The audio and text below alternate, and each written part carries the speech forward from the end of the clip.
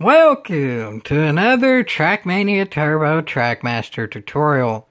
Before I start this one, I want to give a disclaimer, because technically, I'm pretty sure the game glitched or something, but it didn't actually give me Trackmaster medal for this run.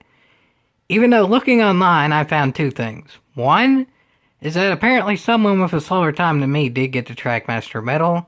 So I'm counting this as Trackmaster because maybe it's different on different systems or something. Or maybe there's a patch at some point that changed the time. But nonetheless, at some point, in some way, this was Trackmaster, so I'll still show it, because maybe it will be for you if you get the same time I do.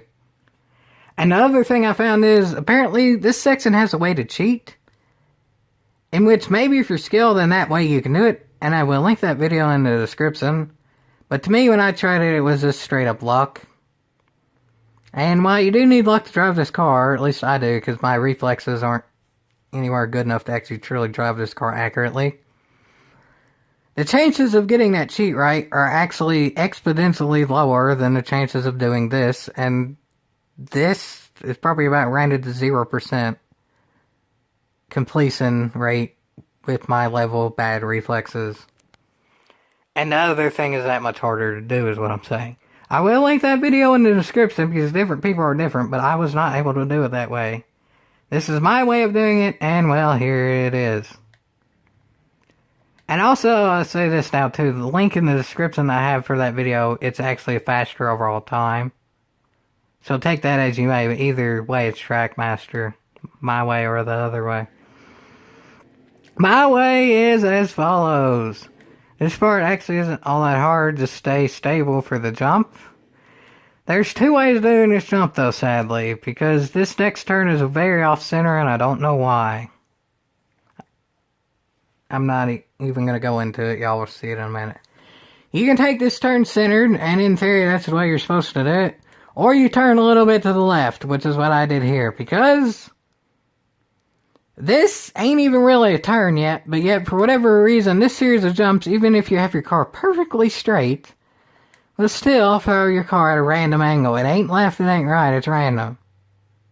So if you have your car to the left, whatever angle that jump section may throw you to, you still should pretty much be mainly on the left, so that way you can get a better angle into this turn. That ain't even a turn, but yet that still upset your car. Don't know why. This is this turn though. This is full throttle, and this particular section means your car is like stuck to it. So you ain't gonna fall off, you ain't really gonna lose speed unless you hit anything. Even if you are full throttle, on some turns you will lose speed because your car slides. Your car doesn't actually slide, but I hit these walls literally about 90% in some way, shape, or form. My best advice for this is way on the outside here, which is easier said than done because those previous jumps make your car unstable. But if you do get way on the outside there without hitting anything, just go in as you do with like a normal turn, like realistically get to that apex. But then turning out, I swear I can have my controller completely turned all the way right and I still hit that wall. But if you happen to not, how to not is beyond me. I just did it a very few times, but nonetheless I did it here. If you avoid that wall, the amount in which you're steering, you're probably going to end up oversteering it to the point if you're going to go way to the center here because you're all the way turning right to make it a very few percent of the time. And again, my reflexes state that I cannot actually turn it in a way in which I turn to the right just amount of time to stay on the outside there. I ultimately turn inadvertently to the middle there because that's just how it goes. That's where you want to end up being anyway, but still, that's probably where you're going to end up whether you want to or not. Luckily, that's not necessarily a bad thing. So if you're in the middle here, that's good. You can try to be on the outside because in theory, outside to inside's a good thing, but in reality, you're going to make the turn either way. So the closer you are to the outside to begin with, the more likely you are to hit something, and the likeliness to hit something on this is incredibly high anyways. You want to try to avoid that because either way you make the turn. When you do make the turn and you avoid spinning out, the next turn, even though it's barely even a turn, that will still spin you out just as much as that hard turn. And then the next turn, it's not just spinning out, it's hitting that, or going wide and hitting that, or even going very slightly wide and hitting that. The previous going wide means like going into the grass and stuff and hitting trees. But then if you manage to do that, you need to get it stable for this jump. Because if you don't, you're probably going to hit something anyway and then lose speed. And in this jump, you have to make sure you bend full throttle completely or you ain't going to make it, because then you're going to bounce and be unstable for the next section. So after doing all that full throttle, making it quite literally perfect, or you're probably not going to make it at all, this next section your engine cuts off, and then there's a loop on wood, which is more unstable than tarmac, and that makes your car slide no matter what. Y'all saw those numbers pop up there. This was my best attempt ever. I still slid. There's nothing I can do about that. Just try to keep it as stable as possible. Make sure you don't hit that. Which really, I'll go back a little bit because it gives more of a wider view. There's maybe a 2-car length gap in there. While you're going 350 miles an hour sliding, you want to make your car through that, or else you're out. If you hit those, you're pretty much at 0 miles an hour. Or if your engine off, so you're screwed at that point if you hit that.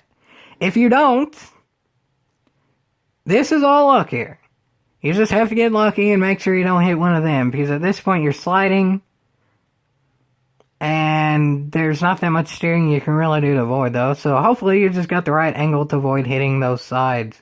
Because the finish line, hitting those sides doesn't work. You have to actually get your car completely beyond those sides. You can't just hit them and it counts.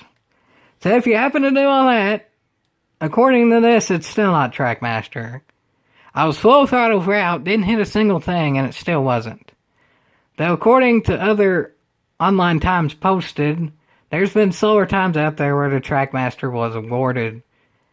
This game's out on many different systems, and there's been many different patches for those different systems, but nonetheless, somewhere out there, this would be a Trackmaster for you if you got it.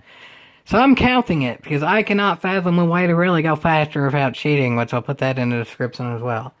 Because I was full throttle throughout and didn't hit anything. There's really nothing more that can be done than that.